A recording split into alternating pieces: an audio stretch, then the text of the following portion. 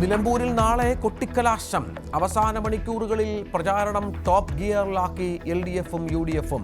യൂസഫ് പഠാൻ വന്നതോടെ അൻവർ ക്യാമ്പും ആവേശത്തിൽ.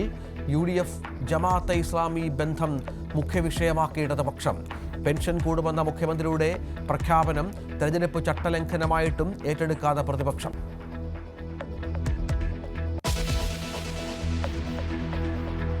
സംസ്ഥാനത്ത് പുതുക്കിയ സ്കൂൾ പ്രവൃത്തി സമയം ഇന്നു മുതൽ 8 മുതൽ 10 വരെ ക്ലാസുകൾ രാവിലെ 9:45 മുതൽ വൈകിട്ട് 4:15 വരെ. പുതുക്കിയ സമയക്രമം നടപ്പാക്കുന്നത് മുസ്ലിം സംഘടനകളുടെ എതിർപ്പ് അവഗണിച്ച് തീരുമാനം മാറ്റുന്നത് പ്രായോഗികമല്ലെന്ന് വിദ്യാഭ്യാസ വകുപ്പ്.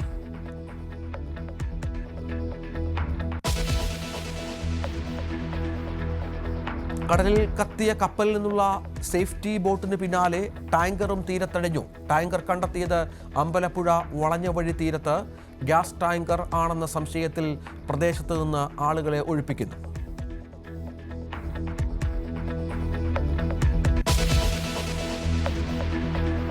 തിരുവനന്തപുരം വെള്ളനടയിൽ കൊല്ലപ്പെട്ട പ്രിയംവദയുടെ സ്വർണ്ണമാല കാണാനില്ല. പോസ്റ്റ്മോർട്ടം ഇന്ന്. 2 അയൽവാസികൾ പിടിയിൽ.